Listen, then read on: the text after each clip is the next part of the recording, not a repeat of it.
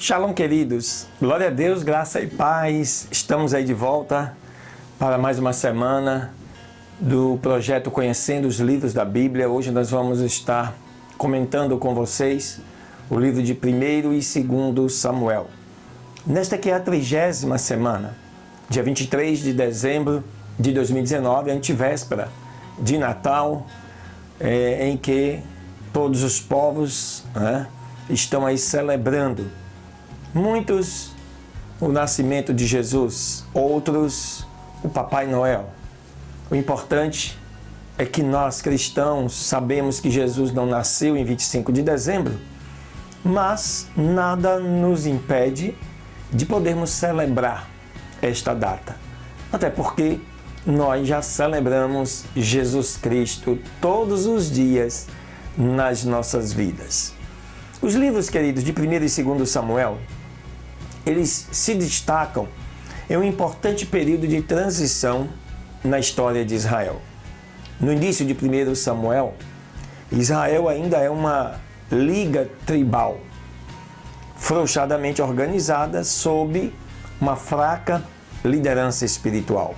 No entanto, Deus deu continuidade aos seus planos para o seu povo ao levantar Samuel para liderar Israel nesta transição de uma teocracia para uma monarquia.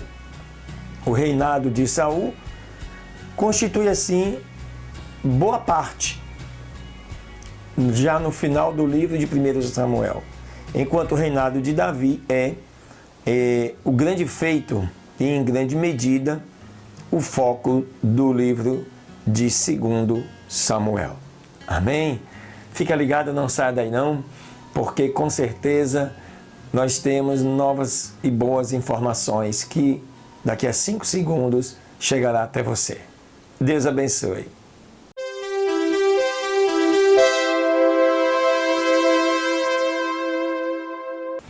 Muito bem, queridos e amados, estamos de volta, falando aí dos livros de 1º e 2º Samuel. E vamos iniciar aí falando um pouquinho, comentando acerca da sua autoria. Nas tradições antigas, o livro de 1º e 2º Samuel sugerem ser originalmente um único livro. A gente consegue ver isso, e essa divisão ela é mais com um propósito didático para todos nós. Alguns estudiosos acreditam que Samuel foi, em grande parte, o responsável pelo material. Isso até 1 Samuel, capítulo 25.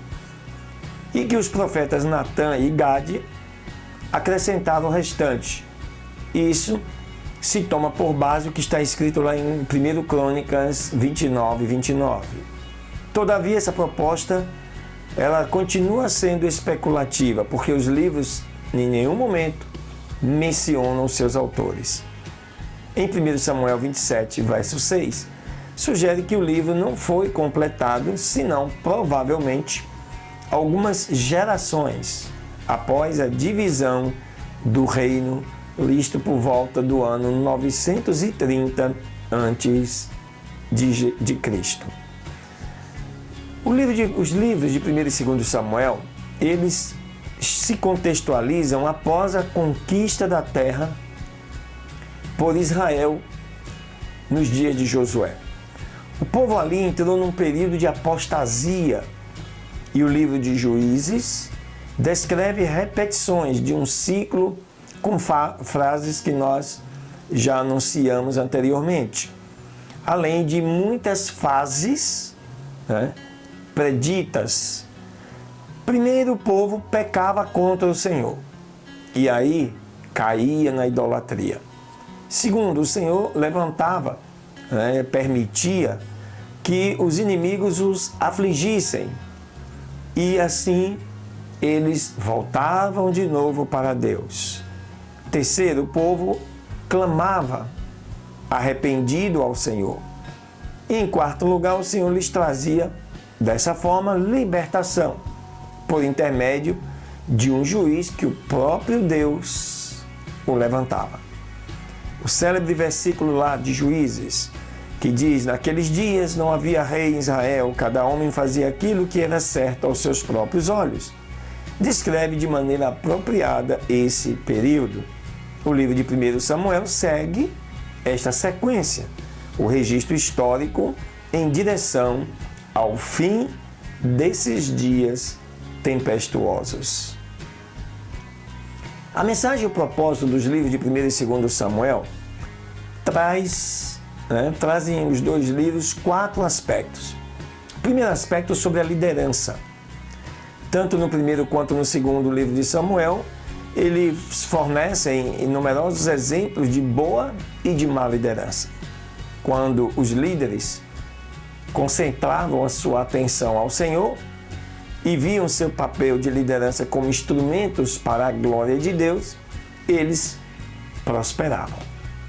Porém, quando abandonavam o Senhor e usavam do seu ofício para seu próprio ganho, eles fracassavam.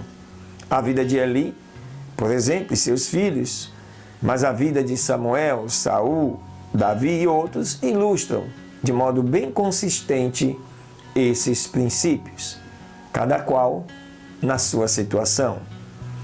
O segundo ponto é da soberania de Deus. Os dois livros destacam a provisão de Deus para Israel, e isso em todos os momentos. Ele providenciou uma boa liderança espiritual por intermédio de Samuel e deu a Israel seu primeiro rei.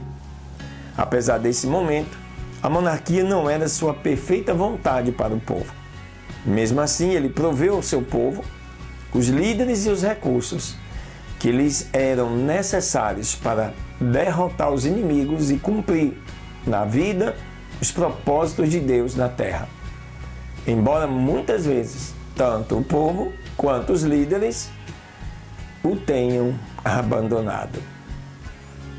Um outro aspecto muito interessante desses dois livros é a ênfase nas consequências do pecado. Tanto os livros de 1 e 2 Samuel levam o pecado a sério, descrevendo em detalhes as terríveis consequências do pecado, mesmo o pecado perdoado. A desobediência de Saul a Deus resultou em seu afastamento, e de seu filho Jonatas, de Davi, e por fim resultou em morte dos dois primeiros, Saul e Jonatas, em batalha. O pecado de Davi com Batseba, embora perdoado, trouxe consequências que perseguiram Davi pelo resto da sua vida. Quarto e último, pacto. Os livros de 1 e 2 Samuel descrevem a relação de Deus com o seu povo pactual e sua resposta fiel aos termos desse pacto, ainda que muitos líderes e reis tivessem abandonado ao Senhor. O Senhor também estabeleceu um pacto especial com Davi, um pacto que, enfim, encontraria o seu cumprimento no Senhor Jesus Cristo. Aleluia! Glória a Deus, queridos, que bênção! Com estas informações, creio que você, ao ler e estudar 1 e 2 Samuel, que está aí gravado em nosso canal, com certeza vai descobrir outras coisas importantes para a sua vida.